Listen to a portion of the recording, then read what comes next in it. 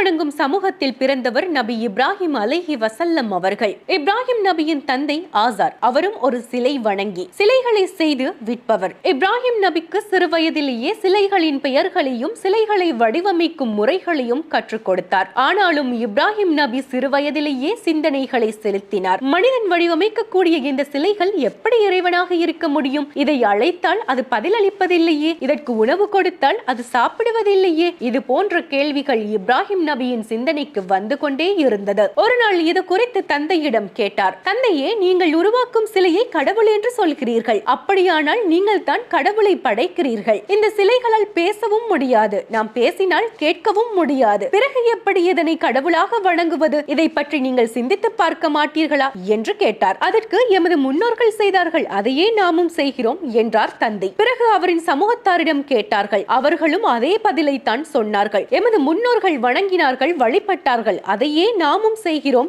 என்றார்கள். கடவுள் பற்றிய தேடல் அதிகரிக்க அந்த காலத்து மக்கள் எதையெல்லாம் கடவுளாக வணங்கி வந்தார்களோ அவை அனைத்தை பற்றியும் அறிந்து கொள்ள விரும்பினாரு இப்ராஹிம் நபி. அப்போதுதான் இருள் சூழ்ந்த இரவில் மின்னிக் கொண்டிருந்த ஒரு நட்சத்திரத்தை கண்டு இது என் இறைவனாக இருக்குமோ என்று தம் மக்களை கேட்க, அது மறையவே மறையக்கூடியது எப்படி இறைவனாக இருக்க முடியும் என்றார். பிறகு சந்திரனை பார்த்து இது என் இறைவனாக இருக்குமோ என்று கேட்டார். அதுவும் மறையவே, எனது இறைவன் எனக்கு நேரான வழியை அறிவிக்காவிட்டால் வழி தவறிய மக்களில் நானும் ஒருவனாகி விடுவேன் என்று கூறினார். பின்னர் உதயமான பளிச்சிடும் சூரியனை கண்டு இது மிக பெரிதாக இருக்கிறது, இது என் இறைவனாக இருக்குமா என்று கேட்டார். அதுவும் அஸ்தமமாக, இந்த நட்சத்திரம், சந்திரன், சூரியன் அனைத்தையும் யாரோ ஒருவரின் படைப்பு, அவனின் கட்டளைப்படியே இவைகள் இயங்குகின்றன. ஆகவே இவற்றினை இயக்கக்கூடியவன் தான் எமது இறைவன், நாம் அவனுக்கு எதையும் இணை வைக்க கூடாது என்று மக்களை நோக்கி சொன்னார். ஆனாலும் சிலை வணக்கத்தில் மூழ்கி இருந்த அந்த மக்கள் அதனை கேட்பதாக இல்லை. இப்ராஹிம் நபி அவர்கள் கடவுளை தேடுவதில் இறுதி இலக்கை அடைந்த போது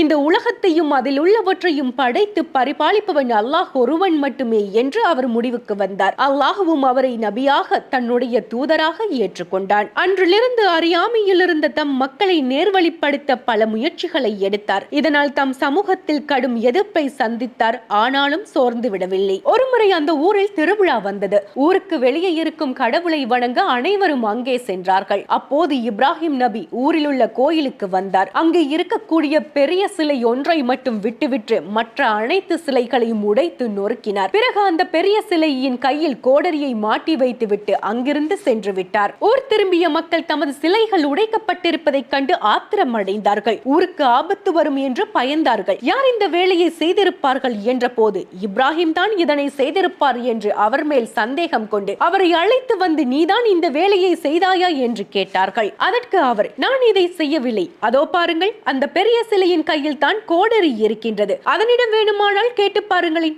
யார் உடைத்தார் என்று அது சொல்லும் என்றார். உடனே அந்த மக்கள், சிலைகள் எப்படி பேசும் என்றார்கள். இந்த சந்தர்ப்பத்தினை தான் எதிர்பார்த்து இருந்தார் இப்ராஹிம் நபி. இதனால் எந்த பயனும் இல்லாத, உங்களுக்கு எந்த தீமையும் செய்ய முடியாத, பேச முடியாத, தன்னை பாதுகாத்துக் கொள்ள முடியாத இந்த சிலையை ஏன் வணங்குகிறீர்கள்? சிந்தித்து பார்க்க மாட்டீர்களா? நம்மை படைத்த அல்லாஹுவை வணங்குங்கள் என்றார். ஆனாலும் மக்கள் அதை ஏற்றுக்கொள்ள தயாராக இல்லை. கோபத்தின் உச்சத்திற்கே போனார்கள். இவர் தம் கடவுளை குறை கூறி கடவுளுக்கு தீமை செய்கிறார், இவரை தீயிலிட்டு எரிக்க வேண்டும் என முடிவு செய்தார்கள். இப்ராஹிம் நபியும் அதனை துணிச்சலாக ஏற்றார்கள். அவர்களின் முடிவுப்படி இப்ராஹிம் நபியை நெருப்பில் எறிய தயாரானார்கள். அப்போது வந்த ஜிப்ரில் அலைஹி வஸல்லம் அவர்கள், இப்ராஹிமே, உங்களுக்கு உதவி வேண்டுமா என்று கேட்டார்கள். ஆனால் இப்ராஹிம் நபியோ, எனது இறைவன் போதுமானவன், எனக்கு யாருடைய துணையும் வேண்டாம் என்றார்கள். இப்ராஹிம் நபி அவர்கள் நெருப்பில் எறியப்பட்டார்கள். அல்லாஹ்வின் மீது கொண்ட நம்பிக்கையினால் அந்த நெருப்பு அவர்களை எந்த அளவும் சுட்டு எரிக்கவில்லை. அந்த நெருப்பு இப்ராஹிம் நபிக்கு குளிர்ச்சியாகவும் இதமாகவும் இருந்தது. நெருப்பு முழுக்க